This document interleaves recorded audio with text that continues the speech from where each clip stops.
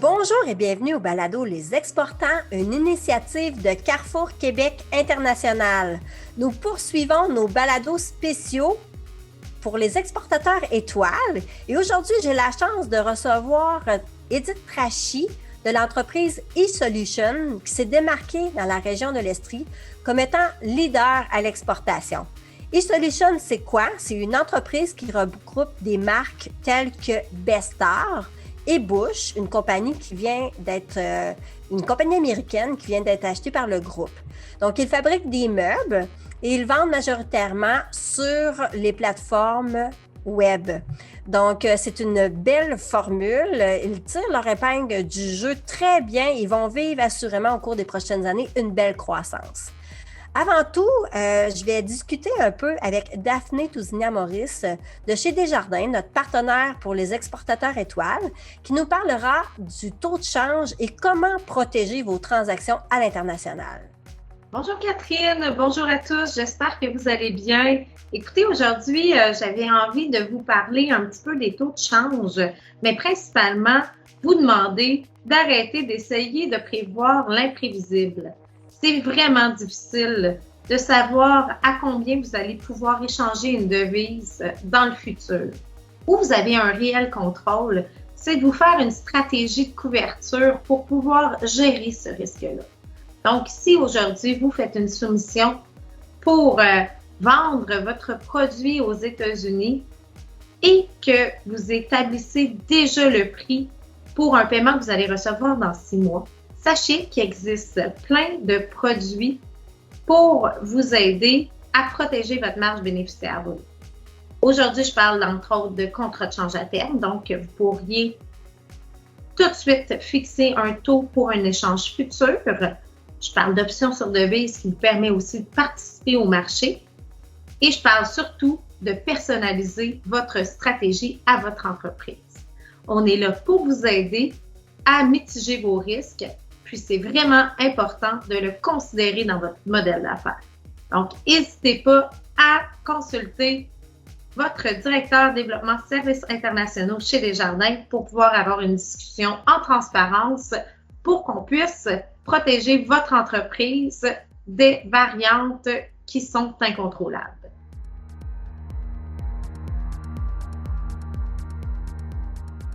Bonjour, alors aujourd'hui, je suis avec Edith Trachy de eSolution. Comment ça va, Edith? Bonjour, ça va très bien. Et toi? Oui, ça va bien. Je voulais que tu nous parles un peu de eSolution. On ne connaît pas bien l'entreprise. En tout cas, pour ma part, c'était mon cas, mais je connais Bestar. Est-ce que tu peux nous expliquer tout ça? Oui, en fait, on a, suite à la transaction entre Bestar et Bush, qui s'est faite en janvier 2020, en fait, Bestar a fait l'acquisition de Bush Industries.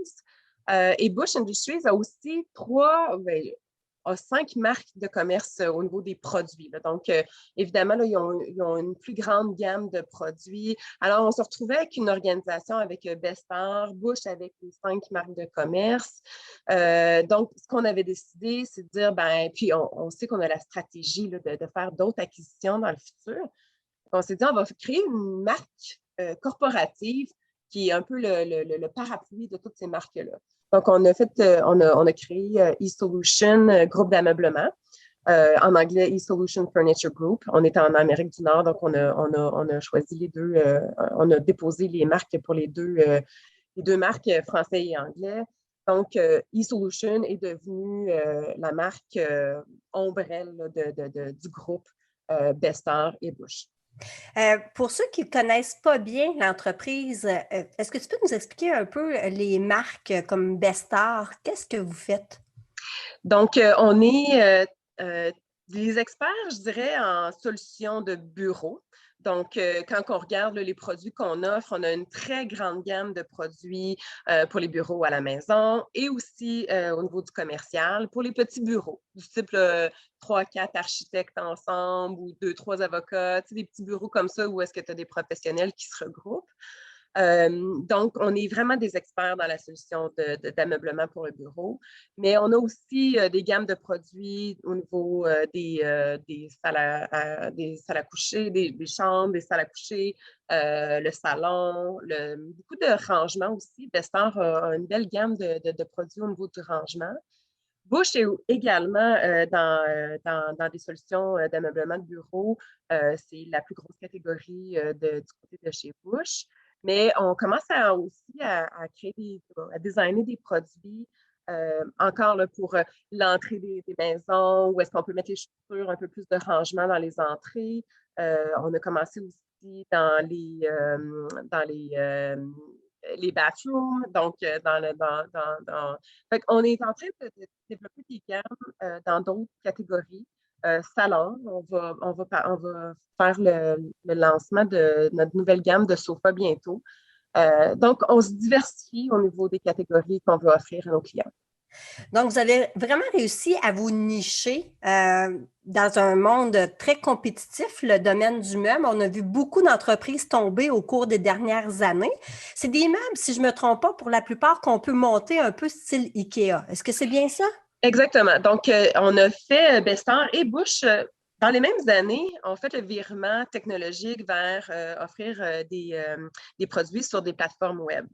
Donc, ce que ça veut dire, c'est qu'on achète le meuble sur des plateformes web comme Wayfair, Amazon, Spinemax, Bizin, bon, name it, il y en a plusieurs, Walmart, Costco.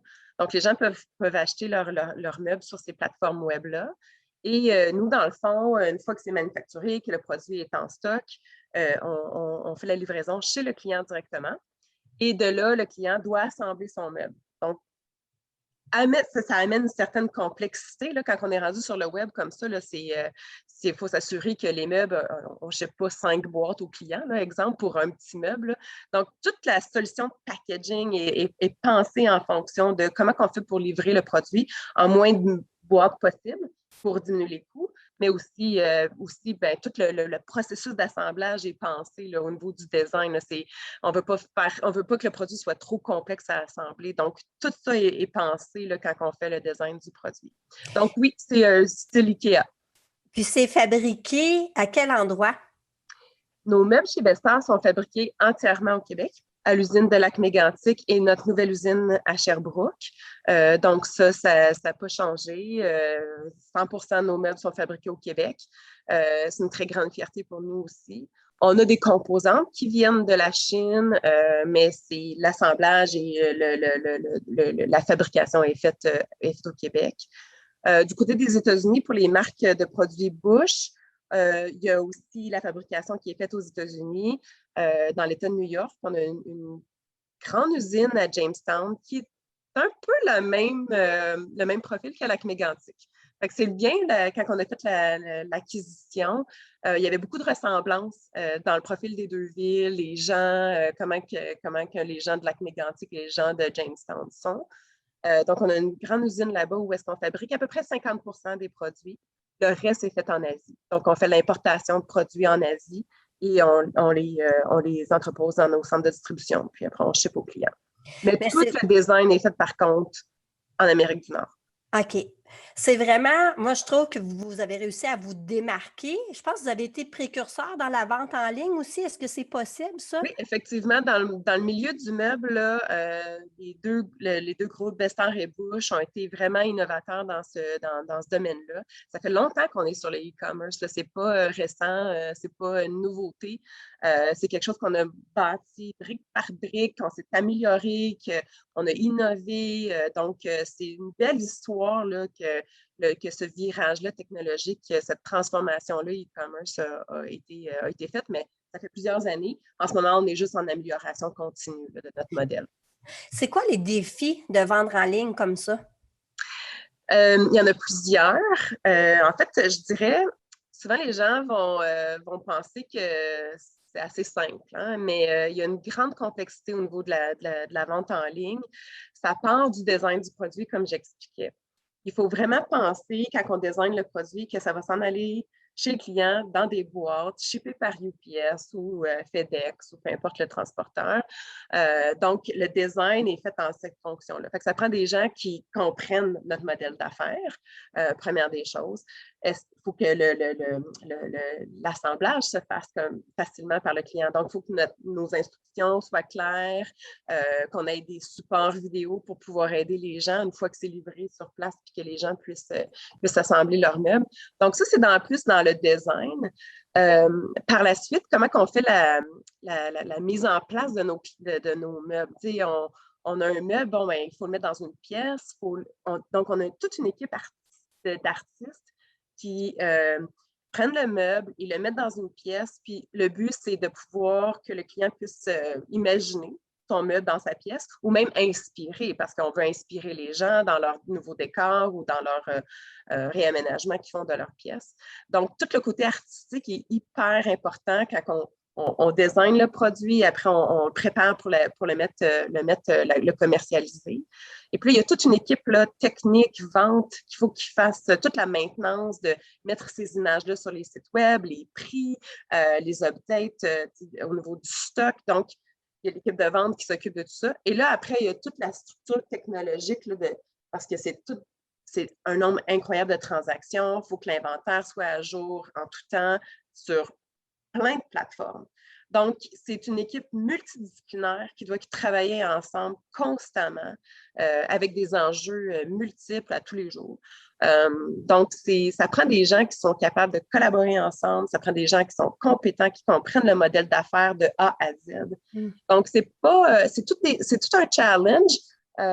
Puis je dirais que c'est une de nos forces d'avoir tout mis ça là, ensemble, puis d'avoir mis ces experts-là là, en collaboration. Là.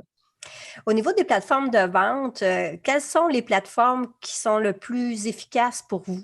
Est-ce que c'est Amazon ou c'est votre site web à vous? En fait, on a plusieurs clients qui sont importants pour nous. Costco en est un, Wayfair en est un, Amazon aussi. On a plusieurs aussi plateformes qui sont émergentes, qui n'étaient pas là il y a 2 ans, puis qui finalement font très bien parce que leur modèle, ils l'ont raffiné, ils sont en mesure ils ont une belle commercialisation. Fait qu'on voit des joueurs qui arrivent, puis il y en a d'autres qui font moins bien, puis qu'on diminue le niveau d'articles qu'on pourrait vendre sous ces plateformes-là. Donc, ça évolue beaucoup, ça change énormément, mais on voit quand même que le marché est dominé par Wayfair, Amazon et Costco de notre côté. On vend aussi au niveau de nos sites web qu'on appelle du direct-to-consumer, donc le DTC, qui est dans le fond, on peut aller sur les sites web de notre organisation et de commander les meubles sur ces plateformes-là. Donc, on a aussi ce channel-là qu'on débute. Ça fait quelques années qu'on a commencé, mais c'est quelque chose qu'on veut aussi là, pousser là, éventuellement. La pandémie a dû vous donner un coup de pouce là, dans la croissance de l'entreprise, j'imagine, parce que c'est pas tout le monde qui est en ligne et qui a cette facilité-là de shipper le produit puis que le consommateur le reçoive à la porte. Est-ce que je me trompe? Oui, en fait, la pandémie, si on se replace là, en mars l'année dernière, quand ça a commencé, ça a été là, soudain. On a vu la demande augmenter de façon drastique. On est chanceux, on avait quand même beaucoup de stock à ce moment-là. Donc, on a vendu. Le stock a baissé très rapidement. Par contre, mais bon, notre modèle faisait en sorte que, on a été capable d'avoir une certaine agilité au niveau de nos usines, au niveau de l'importation. On s'est ajusté à cette demande-là. Mais oui, effectivement, étant donné qu'on était quand même établis, puis qu'on était déjà des experts dans ce domaine-là, on a profité amplement de cette effervescence-là où est-ce que les gens ont dû s'équiper là, pour travailler de la maison. Donc oui, ça a été très bien pour les affaires. De l'autre côté, ça amène des challenges au niveau logistique, opérationnel. On veut suffire à la demande. Donc, c'est toujours une constante pression à produire plus et encore. Donc, les équipes, je dirais, depuis un an, ont travaillé très fort. Là. Donc, il y a certainement, là, bon, les gens ont aussi peut-être, bon, je ne qualifierais pas ça d'épuisement, mais c'est un rythme soutenu assez puissant là, qu'on vit depuis un an. On est hyper contents, puis on adore le challenge. Mais c'est un niveau de croissance qui amène des challenges de la croissance. Là. J'aimerais ça te parler un peu de l'acquisition que vous avez faite de Bush. Dans le fond, quels ont été les défis? Parce que c'est une entreprise québécoise, en fait, qui achetait une entreprise américaine. C'est extraordinaire. Quels ont été les défis d'intégration? En fait, on n'a pas eu. Ça a été une intégration qui s'est faite de façon, je dirais, naturelle. Comme je disais en entrée de jeu tantôt, les gens bon, de Jamestown, puis les gens de Lac-Mégantic, Sherbrooke aussi, on a des styles de vie qui se ressemblent beaucoup. Donc, les gens, bien qu'on dirait, bon, ben, c'est des Américains, Québécois, oui, on a une culture qui est peut-être un peu différente, mais le fit a été automatique, c'est fait super bien. L'équipe de direction a été choisie relativement rapidement. Donc, ça a été la première fondation qu'on a mis en place. Et là, tranquillement, pas vite, on s'est mis à intégrer les équipes. Il y a des équipes qui sont complètement intégrées. Il y en a d'autres qui le sont moins, qui sont encore divisées Bestar-Bush. Puis, on va voir là, au fur et à mesure comment on va pouvoir intégrer ces équipes-là ou non. Donc, l'intégration s'est faite sans vraiment accro. On a fait plusieurs sondages au cours de l'année, voir comment les employés se sentaient là-dedans. Ça a tout le temps été des résultats extraordinaires. Wow. Donc, les gens ont apprécié, ont tout de suite compris les bénéfices de cette transaction-là. Puis, tout le monde en était fier. Personne n'a eu de crainte pour son emploi. Les deux groupes étaient en croissance. Donc, en fait, tout ça était pour juste cindrer nos talents puis aller en chercher d'autres et devenir un joueur plus important auprès de, justement, Wayfair, Amazon, Costco. Donc, sérieusement, on n'a pas eu de difficulté. Ça a été super bien. Là, vous êtes dans une stratégie d'acquisition, une stratégie de diversification aussi. Vos marchés d'exportation, est-ce que c'est vraiment les États-Unis, le Canada ou vous allez à l'extérieur de ça? On a commencé à explorer l'Europe, puis plus précisément l'Angleterre et l'Allemagne.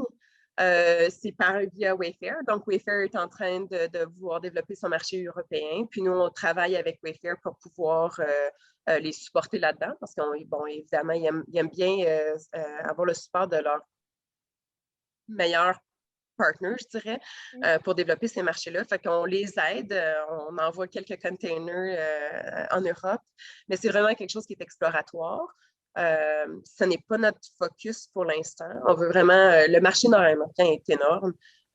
Puis il y a encore de la place à grandir. Donc oui, on veut... Bush n'était pas très présent au Canada, donc ça, on a une belle fenêtre d'opportunité là. Puis nous, pour le côté de Bestar, le marché américain est encore énorme. Là, puis, donc, on n'est pas au point où est-ce qu'il faut se diversifier de façon géographique. On cherche plus à diversifier nos gammes de produits, les catégories dans lesquelles nous sommes. C'est pas mal notre focus pour l'instant. Et ça, on va le faire par d'autres acquisitions éventuellement là, ou par l'injection de talents qui vont pouvoir développer ces nouvelles catégories-là parce que il y a des catégories qui ne sont pas évidentes non plus. Là. Quand tu as fait du meuble, bureau, salle à dîner, puis là, on s'en va plus dans des sofas, c'est toute une autre texture, c'est tout un autre knowledge. Toutes les règles sont différentes aussi au niveau de la sécurité du produit, tout ça. Donc, c'est tout ça qu'il faut apprendre quand on rentre dans d'autres catégories. Donc, c'est un peu vers où on s'en va là, au niveau du groupe. On parlait de sofas, de meubles pour l'entrée, des bureaux. Vous voulez devenir un peu un fournisseur pour la maison et le bureau en entier? Est-ce que c'est vraiment ça? Exactement. Oui, c'est exactement ça. C'est quand les gens... en fait, ça nous aide pour être encore un meilleur partner au niveau de Wayfair, Amazon, Costco. Quand ils veulent développer des nouveaux produits, aller vers des fournisseurs comme nous qui sont capables de le faire. pour eux, c'est un avantage, là. Donc, on veut les supporter dans leur croissance. Puis, bon, au niveau du bureau, on est très fort, mais il faut vraiment aussi pouvoir offrir ces nouvelles gammes-là pour être des meilleurs partenaires au niveau de ces grands joueurs-là. Vous avez été vraiment précurseur à voir qu'il y avait des possibilités de vente sur Internet comme ça. Moi, ça, j'en reviens pas parce que si on revient juste 5 ans en arrière, c'était pas nécessairement dans les habitudes de consommer sur Internet pour des meubles. Donc, non, c'est évidemment. Puis, puis dans le fond, on dit les dernières études là, qu'on a regardées, puis on est peut-être après la pandémie, là, un taux de pénétration où est-ce que les ventes en ligne de meubles se font à 19 là, sur tout le marché du meuble. Donc, il y a quand même beaucoup d'espace. On ne se rendra jamais à 100 Il y a des meubles qui vont toujours s'acheter en magasin, puis les gens vont vouloir le voir. Certainement aussi quand c'est des produits plus de luxe. Là. Donc, à combien qu'on va se rendre? Tout le monde a son idée. Mais en ce moment, là, on est à peu près à du 19 au niveau de toute l'industrie du meuble. Là, je vais parler en tant que consommatrice. Est-ce que si j'achète en ligne, plutôt que dans un magasin, j'imagine que je sauve un peu d'argent? Est-ce que c'est possible, ça? Parce que là, il n'y a pas un magasin entre moi et le... Oui, ben en fait, nous, puis ça dépend du créneau où est-ce qu'on est, quel prix qu'on vise, là, puis quel type de marché de consommateur que l'on vise. Je pense que pour tout consommateur, ce qui est intéressant du web, c'est l'offre. Oui. On a beaucoup plus de choix. Oui. Même ça peut devenir des fois même difficile parce qu'il faut faire un choix. Mais je pense que c'est ça qui est l'avantage du web, c'est d'avoir un plus grand choix. Plus choix de couleurs. On sait si c'est en stock. On sait que si on le commande, on va l'avoir dans 3-4 jours. Tandis que quand on va plus dans les magasins plus traditionnels, bien souvent, c'est pas en stock. Le délai de livraison, il est long. Ça ne veut pas dire qu'ils vont livrer chez vous. Donc, il faut que tu loues un véhicule pour pouvoir amener ça chez toi. Donc, évidemment, il y a des... oui, on voit puis on peut voir le produit. Je pense que c'est ce qui est difficile du web, c'est de pouvoir imaginer le produit chez nous, la couleur, est-ce qu'elle va être la même couleur? Donc, c'est ces défis-là que nos artistes ont à travailler. Mais moi, je pense que quand on magasine sur le web, c'est le choix qui est intéressant. Oh, tout à fait. C'est une belle expérience aussi. On sauve du temps. En tout cas, je suis vraiment, oui. C'était vraiment une belle rencontre. Je te remercie beaucoup, Édith. L'entreprise est grandissante. On va suivre ça de près. Puis je trouve que tu es chaleureuse. C'est le fun de discuter avec toi. Fait que je suis contente que tu sois avec cette entreprise-là. J'ai hâte de voir ça grandir. Merci. On est bien fiers de nos employés, de tout le monde qui travaille pour le groupe. Puis oui, on a des belles ambitions. On a des belles valeurs aussi. Donc, un très beau groupe. Moi aussi, je suis très fière. J'ai joint la compagnie il y a environ 1 an et demi. Puis, c'est que du bonbon, là, travailler pour cette organisation-là. On a des talents qui se sont joints à nous récemment. Là. C'est vraiment intéressant. C'est une belle gang. Puis, on a une belle aventure là, devant nous. Donc, oui, c'est très challengeant, enrichissant. Puis, on est bien content du succès qu'on a eu dans les dernières années. Là. En tout cas, c'est une fierté que nos meubles soient faits ici. En tout cas, c'est extraordinaire. Merci. Absolument. De voir nos produits faits à Lac-Mégantic et à Sherbrooke exportés à travers l'Amérique du Nord, on a de quoi être fiers, oui. Si cet épisode vous a plu, partagez-le avec un ami.